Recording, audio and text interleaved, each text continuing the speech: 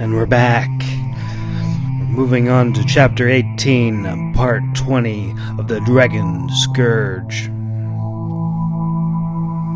Chapter 18, Death Comes Calling. It had been a long time since Lohita felt the cool air rushing through her wings. She soared over the tree line, but the feeling of peace and serenity didn't last very long. Only moments later, she felt tiny little claws tearing in the back of her throat, causing her to gag. Spotting a field down below, she quickly banked to the side and landed, spitting out the unruly rodent out from her mouth in disgust. I'm going to kill you! The Clo shrieked as he flopped about in the grass, frantically trying to get rid of the dragon saliva clinging to his fur. "Pipe down, you hairy little troll," she growled. I'm covered in dragon slime! The squirrel protested as he threw a twig at her, but the wind caught it and blew it away. The dragoness lowered her long neck until her snout was level with the ground. She eyed the bushy-tailed rodent as he attempted to pick up another twig. "Oh, I thought you always wanted to be a squirrel. Be happy I didn't turn you into a frog or a turtle," she teased, remaining low to the ground, daring him to try something else.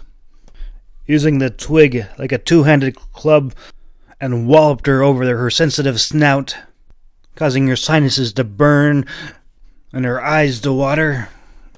Change me back, dragon lady! The Clo squeaked angrily. Lohita hissed and arched her neck up and flashed her teeth. The Clo squeaked in terror as her talons slammed down on top of him, causing the earth to shake and tremble as she drove her hand into the ground and formed a small cage around him. "Fool, you are my prisoner, and you will take me to Enthrallin, or I'll make things very unpleasant for you," she growled. Just then she felt a sharp twig in her palm. "Gull incarnation!" she roared. She lifted her hand to see a pointed stick poking out of her palm. "That's it!" she snarled, ripping the stick from her hand. But when she looked for the squirrel, he was gone. For a moment she had thought he had run off, until she heard angry chattering and felt his small paws pattering up the back of her neck.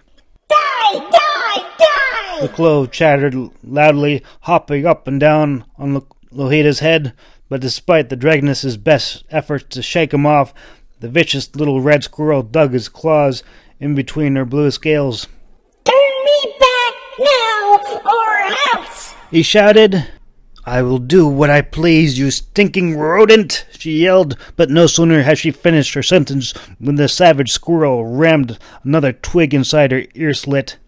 Lohita shrieked in surprise and pain. Without thinking, she rammed her head onto a hollow log in the middle of the field, hoping to get rid of the squirrel. The clove, however, leapt into the air, and before the dragoness had a chance to recover, it was back on the offense. Die! Die! Die! Die! He chattered insanely, waving the sharp twig around like a spear. Lohita shook herself in a daze, and the moment she opened her eyes, she saw the savage squirrel foaming at the mouth and leaping through the air. With no time to react, Lohita shrieked in pain and shut her eyes and whipped her head up and away. "That was my eye, you rodent!" she growled. Of course, she was not permanently blinded, but that was not for the lack of trying. In blind anger, Lohita raked her claws across the bark, scoring deep gashes into the log, desperately trying to deter the lunatic squirrel. But the clove leapt right over her sharp claws and scampered up her arm. Feeling him near her shoulder blades, Lohita panicked and sent up a large cloud of dust and grass as she flopped over and rolled on the ground. But the moment she stopped, she felt the patter of tiny feet running across her spine. Her eyes gleamed wickedly, and when the squirrel reached the top of her snout, she threw her head back, catapulting the squirrel into the air and catching him in her mouth.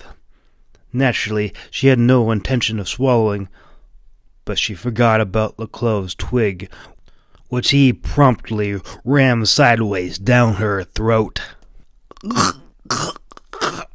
Immediately, Lohita's large blue eyes went wide as she began wheezing and choking in panic. The dragoness opened her jaws and craned her head toward the ground, desperately trying to coax the squirrel to come out. The clove, however, was not so kind, and he made Lohita pay for double-crossing him. When suddenly he heard the gurgling sounds of the dragoness began coughing up bile from the inside of her sinus cavities. No, no, no, no, no, no, no! Leclove shrieked in terror, but it was too late. The dragon spat out a large green ball of slimy bile, sending the squirrel and his makeshift spear flying out of her mouth and onto the grass and the sticky, slimy heap, as if a large cat getting rid of a hairball. Ugh, yuck. Lohita let out a relieved gulp of air through her sore throat, but just when she had caught her breath and thinking she had won, she looked up to see that insane rodent, that lunatic squirrel, covered in slime with leaves and grass sticking to its fur, come running at her. Lohita's eyes went wide with terror and disbelief. What kind of demon squirrel had she made? "Enough! Enough!" she cried. "I'll change you back! I said enough!" At last, the savage little squirrel stopped in his tracks and sat back on his haunches and glared up at her with his beady little eyes. The dragoness breathed heavily and hung her head, trying to catch her breath as she took a few more paces back as a precaution. "Okay, just let me breathe a little. Let me focus, all right? Okay?" The angry little squirrel, however, didn't so much as blink. Just stand over there by the dead tree branch. I'll be there in a moment, I promise," Lohita instructed, gesturing with a swift swish of her tail. The squirrel ripped off a leaf sticking on his head and stiffly marched back over to the branch. Lohita's blue eyes sparkled with mischief, and she smirked at the squirrel, glared up at her impatiently from underneath the branch. Finally, she raised her hand to the white stone at the base of her neck and gently pressed her claws to it. Wet, sticky, and miserable, Leclove braced himself, waiting for the change. The first thing he was going to do was find a lake and wash the stinking filth off. However, this time the experience was different. After he saw the flash and shielded his eyes from the bright light, he didn't feel different at all. When Leclove looked up, he saw the dragoness's big toothy grin leering at him through the rows of a steel cage where the tree branch had once been. Lohita smirked when she saw the squirrel's reaction of shock and betrayal. Instead of turning him back, she had transformed the tree branch into a small bird cage, complete with a swinging perch. "Did you honestly think you could outsmart me?" she chuckled, thrumming happily as she sauntered over to the cage. Leclove's tiny claws gripped the pointed twig in his hand, and he turned his head, examining the cage. His beady eyes shifted and shot the dragoness a murderous glance as she hovered over him. Lohita shook her head in astonishment. The little troll just didn't give up. "Really, Leclove? Even if you did get out, only I can change you back, so—" Ouch! The moment she had gotten too close to the cage, Leclove had rammed the stick up her nostril. I'll just find another hag. "You monster!" she growled and hastily brushed the twig out of her nostril. "Do you have any idea what's at stake? Do you know what you have done?" Give me back my stick. I'm gonna tickle your brain till you die from it. Leclos shouted, and he began frantically running about the cage, rattling the bars and chattering at the top of his lungs.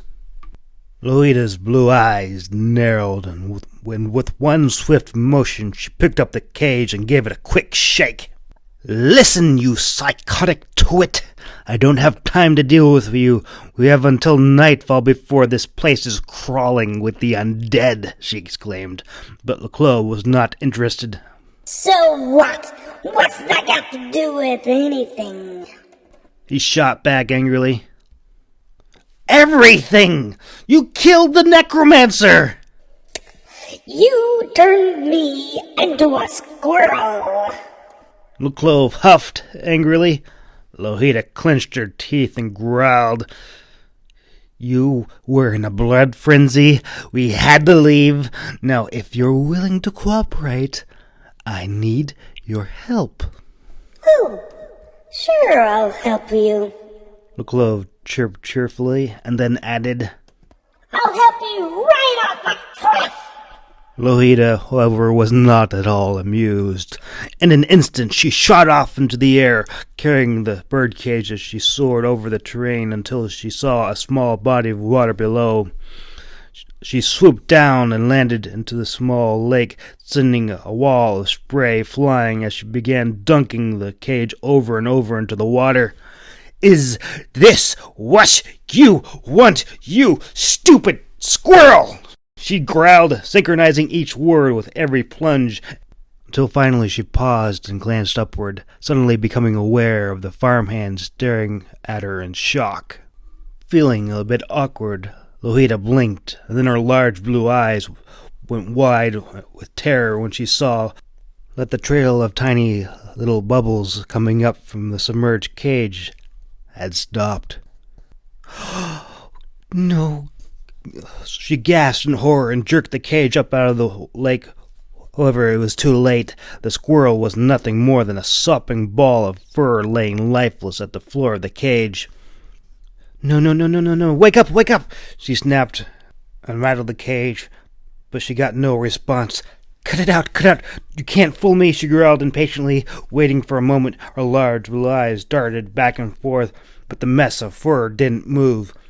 She frowned and opened the cage door. "Leclos," she whispered. Shaking the cage slightly, the squirrel rolled out of the door and flopped into the water.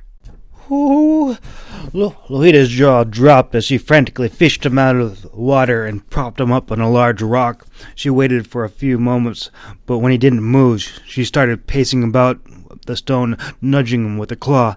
"No," she growled, but there was nothing she could do without crushing him. "Oh!" Lohita cursed as she quickly shifted back into her human form and tried prodding the squirrel a little more, frantically rolling him over and tilting his head. Wake up, she whispered, but there was no response. She lowered her lips onto the tiny furry mouth and tried to breathe into his lungs, but that didn't work either. She had no other choice. She held out her hand and transformed Leclos back into his true form. However, the small rock was no longer big enough, and he rolled off into the murky water. "Oh, no!" Lohita waded in after him and dragged him to shore. "Don't you die, you stupid fledgling!" she gasped as she slapped his face and tilted his chin back, locking her lips around his mouth, and pushed the air into his lungs. Leclos' eyes suddenly snapped open, and he fell over to his side, choking up the water, gasping for air as on the muddy bank. Lohita stood up, wiped her mouth, and pushed her hair back as she drew a long sword. Don't even try anything," she warned him as she pressed the tip of her sword down to his chest, and then she paused to see the farmhands gathering about, all holding axes and pitchforks, shovels, and other tools. Leclos groaned as his sharp yellow eyes glanced at the angry villagers. "You might want to point that sword at them," he told her in a low, raspy voice, between choking up a few more mouthfuls of water. Lohita frowned as she stood up, finally acknowledging the villagers, and sharply whispered to Clove so no one else could hear. "Listen to me carefully. Cooperate, and I will allow you to stay in your human form. But if you give me any trouble, and—" She paused and glanced back at Clove, but there was only a trail of mud leading into the lake. "Oh, you treacherous troll," she cursed. But as she was about to start searching for him, the villagers, now holding torches, began surrounding her. Lohita cursed again under her breath as she gripped Aldernist's long black staff and stood up straight, trying to maintain a regal appearance despite being covered in mud. And then she heard Clove's voice ring out from the crowd. "Ah! It's an evil demon spirit shifter witch lady," Clove shouted in mock terror. "What the?" Lohita exclaimed in outrage. In a flash of white light, she transformed back into her true dragon form. "Now see here, mortals," she growled angrily. But her hopes to take control of this tense situation quickly dissolved into chaos. "Silence!" she roared, and raised her staff up to the sky, emitting bolts of blazing blue lightning. However, this did not have the effect she had hoped for, and all the villagers dropped everything and began running for their lives. Clove took advantage of the disorganized chaos and fled with them into the village. But as good as the idea had seemed at the time, once in the center of the village, he quickly found himself out in the middle of the street, running from boarded-up building to another, denied entry at every turn. Meanwhile, the dragons circled over the village rooftops, trying to spot Clove, but the buildings were too close together to pick anything out from above, and she knew if she set fire to them, the damned pyro would find some way to escape through the smoke. She knew she would have to land, but in her dragon form. But there was another problem. In her dragon form, she was far too big, and he could easily evade her through the narrow alleys or crawl underneath the house. Lohita hissed angrily as she circled about and landed on top of a slanted roof. She craned her head, smelling the air and listening. By now, the entire town was still and locked up tight inside and out. Not a creature moved out into the open. But then something caught her attention. It was the canopied well at the center of town. She saw the hand crank spinning about until finally the bucket splashed at the bottom. "Clever, but stupid," she chuckled. In a flash, she turned back into her human form, slid down the roof, and coolly drew her sword as she calmly strolled over to the well. "Well, well, look who has fallen in the well," she chortled. But as she glanced down, a drop of water fell from above, past her face into the dark hole below, causing her to pause. Before she had a chance to look up, a soggy, worn-out leather boot struck her in the face, knocking the staff out of her hand and sending her reeling backwards. Clove leapt out from his hiding place underneath the wooden canopy, but before he could grab her amulet, she slashed at him wildly with her sword. He rolled to the side, picking up the long black staff from the ground, and swept Lohita's legs out from beneath her. Lohita somersaulted back to her feet and glared at the savage yellow-eyed warrior. "Give me the staff, or so help me, I will end you." The Clove grinned and twirled the staff around. "You mean this staff? The one that shoots lightning?" he asked as he playfully thrust it at Lohita, causing her to jump back in panic. "Don't play with it, stupid!" she shrieked in panic. The Clove smirked and playfully tapped it on the dirt. "I'll trade you for the omelet," he offered. Lohita swallowed hard. "Quit playing with the staff! I mean it!" she snapped as she circled about nervously. Seeing the fear in her eyes only encouraged him all the more, and he raised the staff. Pow! Pow! Zam! Pow! He shouted, shaking the staff and laughing as he made lightning sounds. Louita had enough, and she let out an infuriated shout and charged at him.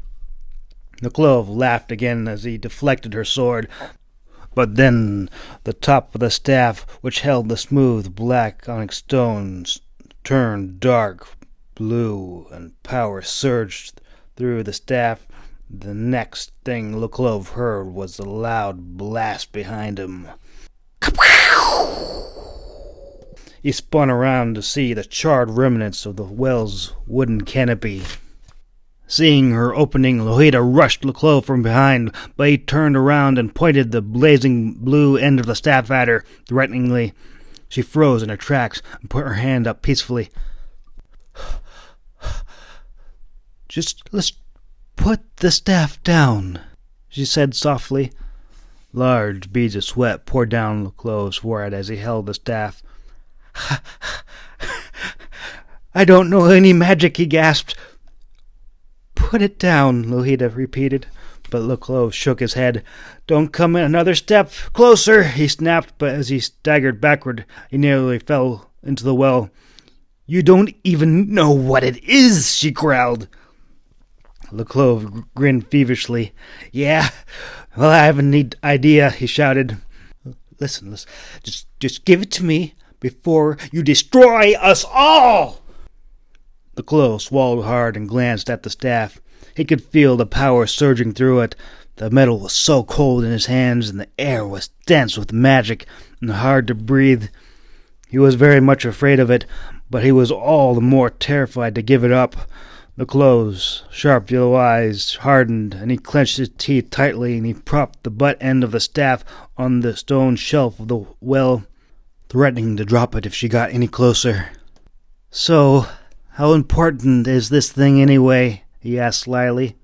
Lohita frowned, and her face grew pale and somber. That staff can open doors that no mortal should open, she explained. Really? How about I just drop it in the well so no one can use it, he suggested. Lohita put her left hand and stepped toward him. No, she pleaded. You damned fool, don't you realize that Alderneth will come back? The realm of the dead cannot hold him for long, and when he comes back, he will come after both of us because of what you did. Then give me the omelet, and I'll give you the staff, he reasoned. Lohita stiffened, and her hand went up to the white stone around her neck, and hesitated. All right, slowly slipping the stone from her neck. For the staff, she agreed, as she somberly held out the omelet. The clove grinned and held out his free hand to take the omelet. However, as soon as his fingers closed around the stone, the chain went tight, and he felt the cold prick of the blade at his throat. This time it was Lohita's turn to smile winningly as she rested her sword on the clove's shoulder. Give me the staff, she commanded sternly. The yellow-eyed warrior glanced down at the sword at his throat. Then he tugged at the omelet, but Lohita would not loosen her grip. He tilted his head, let out a sigh, and looked back at her deep blue eyes. She grinned confidently and gave him a flirtatious wink. Or what? He asked flatly. Lohita blinked and looked at the sword, and then back at him. The yellow-eyed savage only looked at her blankly without acknowledging the sword at his throat. Or I'll kill you, she blurted out at last. And I will drop the staff in the well, he added sagely. Lohita was about to respond when the earth began to tremble. A strange metallic sound, like knives gnashing against each other, blew through the village on swift winds. The clove, give me the staff, she snapped. The clove swallowed hard, as he could sense the dark presence overshadow the village. Please, she hissed frantically. The clove, however, shook his head. Give me the omelet, he insisted. Fine, but give me the staff first. The Clove paused. No, he said stubbornly. Suddenly, there was a loud crash of thunder, and the unearthly hush that followed set both of their hearts racing in panic. A sleek pillar of darkness rose up from the earth, and black vapor slowly spilled out onto the road. Loida cursed under her breath as her worst fears began to unfold. Leclos swallowed hard. His yellow eyes widened, and his heart stopped as he saw the black vapor slowly rise, taking on the form of a man as the staff slipped from his hand. He looked down just in time to see the staff disappear into the well. Eyes fixed on the approaching shadow, Lohida's hand tightened around the hilt of her sword. "Clove, so help me, give me the staff now," she whispered in panic. Lohida turned and gave him a murderous glare. "I will kill you," she snapped, and then she paused and looked at the Clove. Where is it? Give it to me now," she commanded, and then she heard the loud splash from the bottom of the well. Lohida's eyes went wide in terror as she rushed to look down the well. "Deal," the Clove agreed. Letting go of the amulet and twisting her sword arm behind her back, he disarmed her and sent her screaming down the well. Sword in hand, the Clove turned and faced the shadowy form that now stood over him. The temperature had dropped, and he could see frost coming from his breath. He clenched his fingers together with his free hand, trying to warm them as he shivered, until finally the shadow spoke in a dull, rasping voice. "Did you really think you could be rid of me so easily, Leclove?" it asked. Leclove tilted his head and ran his hand through his scraggly hair. "I don't think we have met," he replied, forcing an awkward smile on his face. The shadowy figure shifted, taking on the smoky form of Alderneth. "I am a necromancer. The realm of the ever-after cannot hold me. I know the passages of hell and the grave like the back of my hand. There is nowhere you can run from me," he boasted, but Leclove interrupted. "Who said I was running?" Alderneth paused for a moment to study Leclove. "You will die only when I wish it. But for now, return my staff to me," he commanded. Leclove stroked his chin thoughtfully. "You mean the big black one that shoots lightning and opens doors that no mortal should open?" he asked. "Yes, I need it now," Alderneth snapped. "I need to close the portal quickly." Leclove frowned.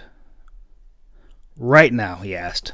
"Immediately! I need to shut the portal!" he snarled. Leclove glanced down and studied the sword blade in his hand. "Can't," he said flatly. The necromancer stepped forward, towering over him, and let out a frosty breath. "Can't or won't?" he demanded. Leclove shifted uneasily, and he glanced off to the side, avoiding eye contact with the apparition. "Well, I sort of lost it," he confessed. Alderness frowned and deepened, and his smoking black form lengthened so that he leaned back, leering at the pyro. "What?" Leclove snapped his fingers and grinned. "But I can get it," he assured him. He turned around and looked down into the well. To his surprise, Lohida was climbing up the rope with the long staff in hand. "Oh, good, you found it," he exclaimed. Hearing Leclove's voice, she looked up, glaring at him angrily. "I am going to wring your neck," she shouted at him. Leclove nodded. "Hold that thought," he replied, beckoning the phantom to come over to the well. "There's your staff," he announced. With one sweep of his sword, he cut the rope. Lohida's shriek echoed out of the well as she plunged down into the black hole. Seeing his staff disappear into the darkness, Alderneth roared in outrage, but when he reached for it, the clove spun around and thrust the sword into his chest. Alderneth stopped and looked at the sword sticking out in him, and then glanced at the clove. "That was very unwise," he hissed. The clove cursed under his breath as he watched the steel blade crumble away in the necromancer's shadowy gray fingers. "You see, I am already dead," he chuckled evilly. But then there was a low, hollow voice that called out from the tall pillar of darkness behind him. Alderneth, your time is up. Alderneth's eyes went wide in fear and panic as he whirled around to face the dark pillar. "No, depart! You have no power over me, foul demon!" he shrieked. He attempted to leap into the well, but some invisible force prevented him. "Damn you!" he shouted at the clove. "Give me the staff! Give it to me now! He's coming! I need to shut the portal before—" At that moment, a dark figure, cloaked in the deepest black hood, and holding a long sigh, stepped into view. He spoke again, never once raising his voice above a whisper. "You can't command me. I am not a demon. I am not dead. I have power over all that is not living. I am death." No! Alderneth shook his head. "I am a master of the grave and hell. You cannot bind me. You—" With a mere wave of his hand, the dark figure silenced him in mid-sentence. "You have made a great deal of trouble for me." The clove watched as Alderneth fell to his knees and dove toward the cloaked figure's feet, weeping and begging for mercy, but no words came out of his throat. The black figure did not speak, but with a single touch of his sigh, the Alderneth's smoky gray form collapsed into a whirling vapor that was swept away into the black void. "Whoa!" The clove gasped in dismay and ran his hand through his hair in relief until the dark figure turned and looked directly at him. The clove shifted uneasily and held up the broken sword defensively. "Who are you?" he demanded. Immediately, the clove regretted raising the broken sword when he saw the figure's skeleton hand emerge from the black robe. Dumbstruck, the clove watched as the bony fingers pulled out a silver pocket watch connected to a long chain. The Reaper flicked the lid open. The clove felt a shiver run down his spine when he heard the tick-tick-ticking. He regarded the strange figure warily. Try as he may, he couldn't see the creature's face that was shrouded beneath its hood. Time passed. The figure stood there for a good 30 seconds, staring at the watch.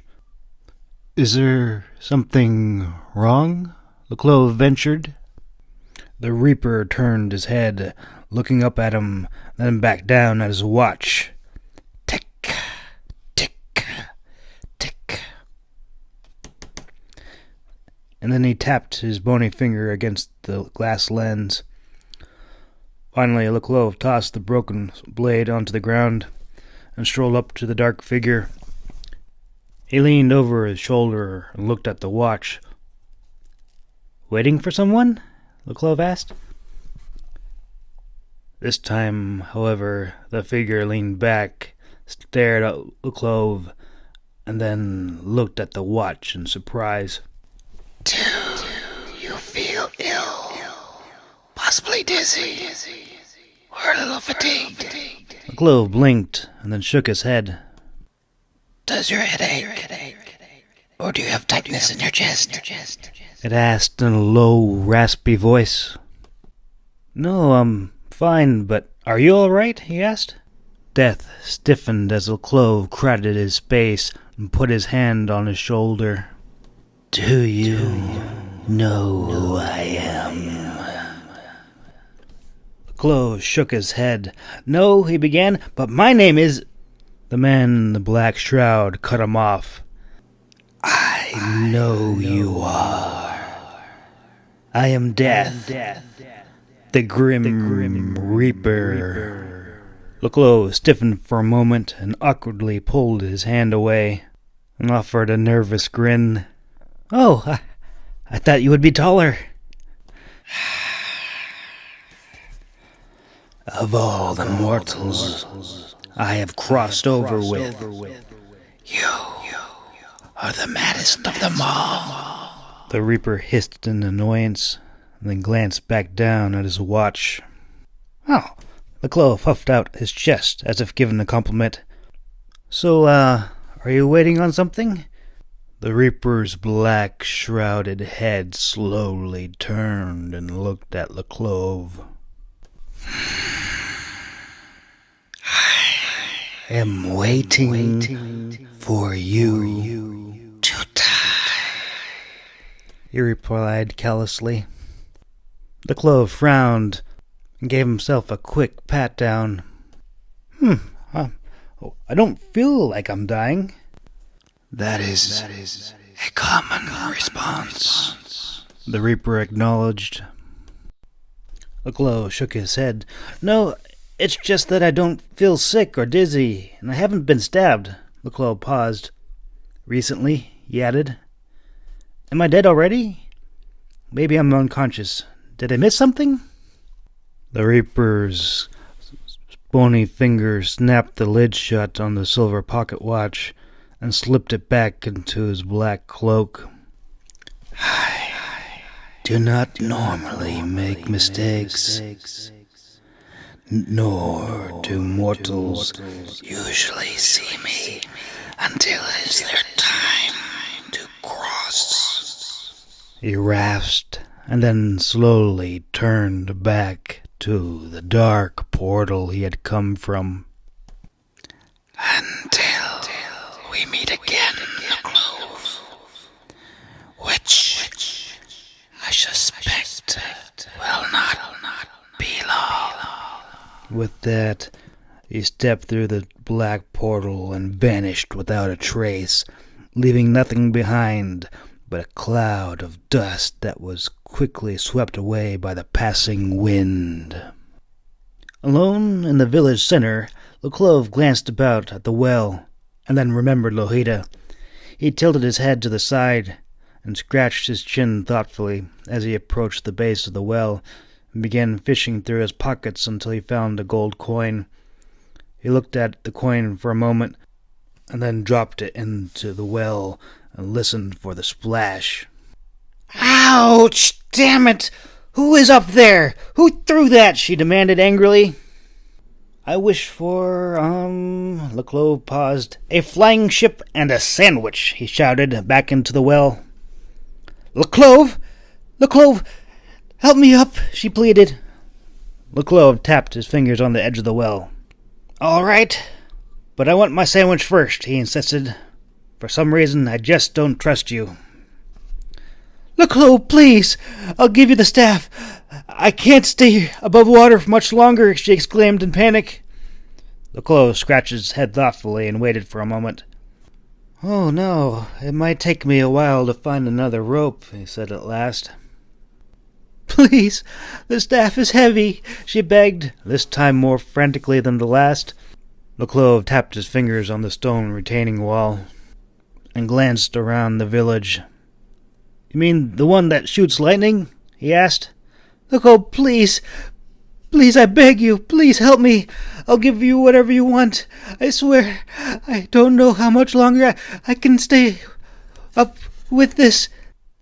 You know, it would be easier to float if you let go, he suggested. I can't. The necromancer... Oh, he's gone. What? She gasped. Hey, I have a good idea. Why don't you turn yourself into a pigeon or a duck and fly out? He asked, as his focus shifted from the well to the lights coming on from the boarded-up windows. I can't. I'll lose the staff, Lohita spluttered. The clove straightened up, his sharp eyes darting about as he heard the sound of locks being unbolted and glimpses of curious eyes. Then I would suggest turning into a fish of some kind, he replied, growing very wary as the upset villagers began to gather about. The clove, you son of a pig! Don't you see, this is the key to resurrect the glorious days of old and bring back Caledra. You must help me, Lohita insisted. The clove frowned. Well, maybe if you ask one of these villagers with the axes and pitchforks, I'm sure they would love to hear about the good old days and your war stories. The clove! Lohita shrieked, but the rest of her words were muffled by gurgles and loud splashes. But the clove took off, running toward the forest as the villagers chased after him. But he was much faster, and once he got to the trees, they could not keep up with the young warrior. The wind and the leaves blew against his face as he sprinted through the trees, ignoring the sharp burrs that scraped his arms and pulled at his clothes as he leapt over fallen trees and small creeks. When suddenly he heard an angry woman's loud voice in the air. What have you done? The clove's eyes widened, but he kept running. I am the angel of fate. You cannot outrun me. What have you done? She said again. The clove, however, only laughed. How about you tell me? He shouted back up into the night sky, but he received no answer. Epilogue. The winds speak in riddles, and the trees whisper among themselves. A grain of sand has fallen through the wheel cogs of time and twisted fate. The mountain has given up its secret, Alderneth has been slain, and the immortal dark powers rise to take back what he has lost. They saw, and they know the sparrow's name that froze in the cold winter's night. They are the ones who remember. They converse amongst themselves in tongues that few take time to listen to, and just a handful understand. Like a spark of fire in a dense forest, the clove's journey continues as dragonfire burns through his veins. Hello, I am the author of The Dragon Scourge. This is book 1 of the series. If you want to read ahead, you can find The Dragon Scourge, The Sting of Mortality on Amazon and Kindle. But don't worry, I'm going to make an audio version of the Sting of Mortality as well. Here's a quick teaser. The Sting of Mortality is an epic fantasy novel about a band of characters that have been thrown together in a turbulent adventure that threatened to destroy the peace between the vampire lords and their immortal enemy, the Imperial Fae, and all that served them. This epic fantasy adventure novel is filled with all sorts of creatures, vampires, dragons, elves, shapeshifters, and so much more. Non-stop excitement, including flying ships, magic, laughter, friendship, carnage, love, and betrayal that will thrill and inspire its readers. Alright, so that's a quick summary. And one of my favorite quotes in the book, this is a clove speaking. He's sitting across a campfire, staring a vampire directly in the eyes. Only the lost, the desperate, the foolish, the mad, or the wolves are out during this time of night, the clove remarked. And what may you be? Inquired the vampire. End scene. Yes, it's going to be an awesome adventure. I can't wait to show you. And yes, there will be a map. I've been getting a lot of requests for a map. And there is a map on this book.